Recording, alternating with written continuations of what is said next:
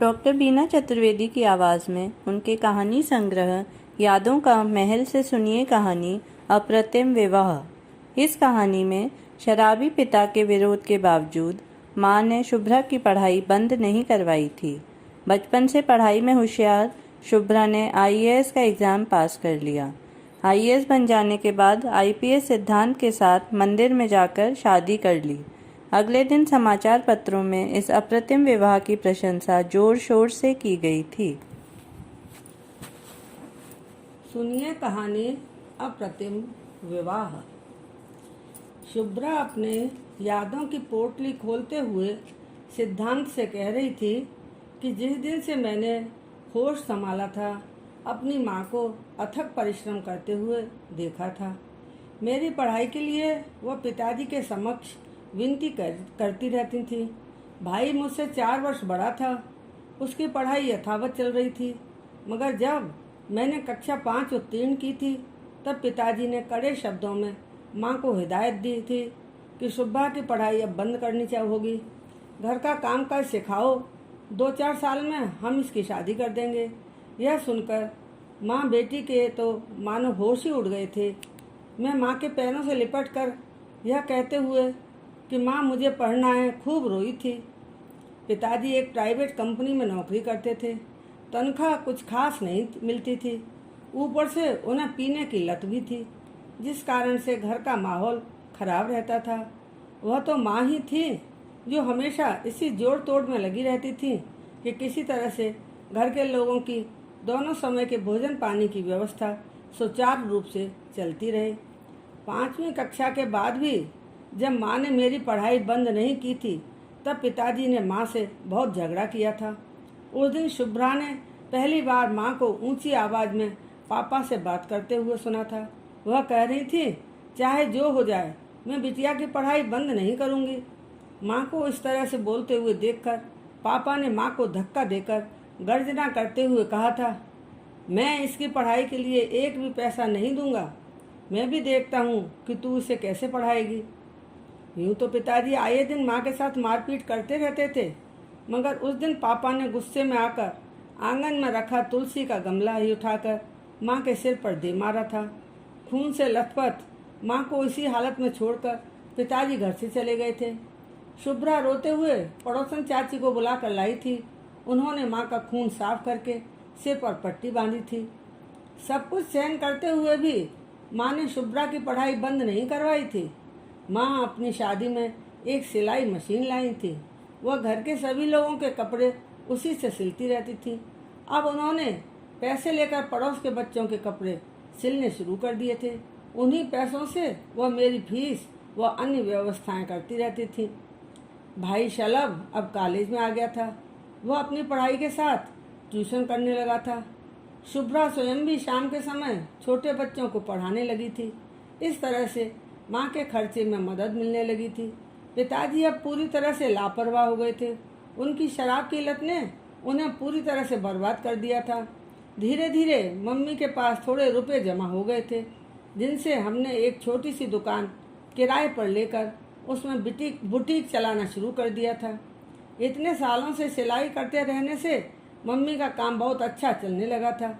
शुभ्रा भी फुर्सत के समय में उनकी सहायता करती रहती थी।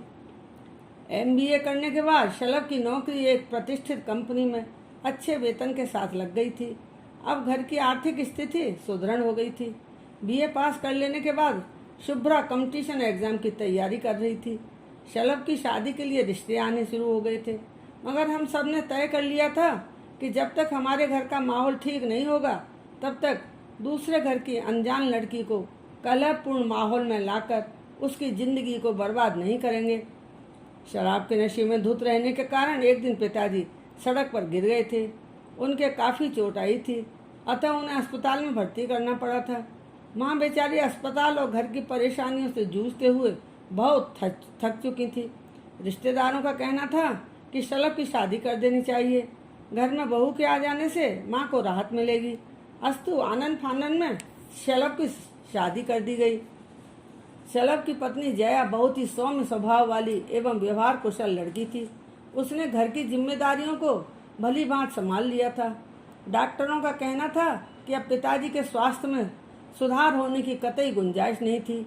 नशे की लत के कारण उनके सभी अंग प्रत्यंगों ने धीरे धीरे काम करना बंद कर दिया था। कुछ दिनों तक उन्हें वेंटिलेटर पर भी रखा गया। पैसा पानी की तरह बह रहा था, मगर एक शाम उन्होंने दम तोड़ दिया। उनकी मौत का समाचार सुनने के बाद किसी को विशेष दुख नहीं हुआ। सब कह रहे थे कि ऐसी जिंदगी से तो मौत ही अच्छी। शुभ्रा सिविल सर्विसेज की तैयारी रात दिन कड़ी मेहनत के साथ कर रही थी। उसकी मेहनत रंग लाई थी। उसका चयन हो जाने पर उसे सब ओर से बधाइयां मिल रही थी। लोगों का मानना था कि बहुत शीघ्र ही उसकी नियुक्ति डीएम के पद पर हो जाएगी।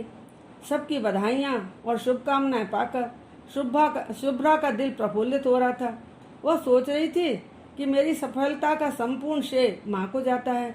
उन्होंने कठोर परिश्रम और कष्ट भरी जिंदगी जीते हुए स्वयं का संपूर्ण जीवन स्वाहा कर दिया था। आईएएस में चयन होते ही शुभ्रा का साक्षात्कार लेने के लिए उसके घर पर पत्रकारों की भीड़ जुट गई थी। अब जब अखबार वालों ने शुभ्रा से पूछा कि आपको इस मुकाम तक पहुंचाने में आपकी स्वयं की मेहनत के अलावा आप और किसको श्रेय देना चाहती हैं, शुभ्रा ने जवाब देते हुए कहा था, मेरे अंदर इतनी शक्ति नहीं थी कि मैं अपने दम पर इस स्थान पर पहुंच सकती।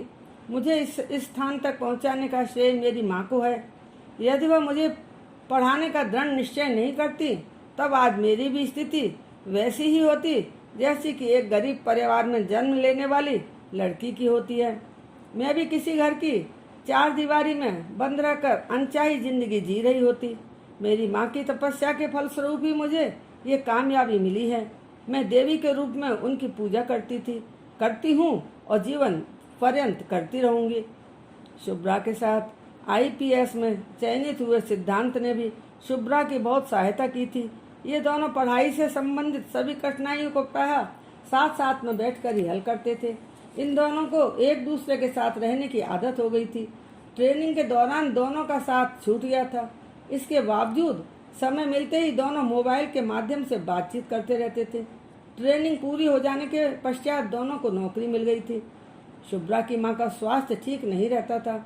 उनका कहना था कि अब शुभ्रा को शादी करके अपना घर बसा लेना चाहिए।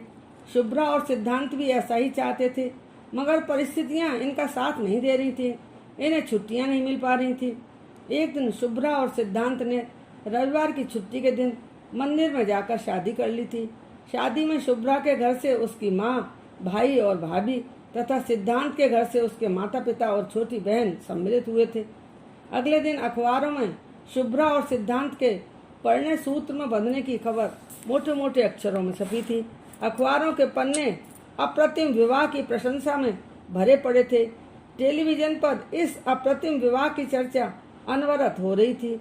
आज के समय में जब शादी समारोहों में अनाप शनाप पैसा पानी की तरह बहाया जा रहा है, ऐसे समय में इन दोनों ने 2 घंटे में शादी की रस्म पूरी करके सबके समक्ष एक उदाहरण प्रस्तुत किया था। शुभ्रा और सिद्धांत दोनों आईएएस और आईपीएस अधिकारियों ने अप्रतिम विवाह करके जनता को संदेश दिया था कि विवाह जैसे पवित्र बंधन के लिए किसी दिखावे की जरूरत नहीं होती।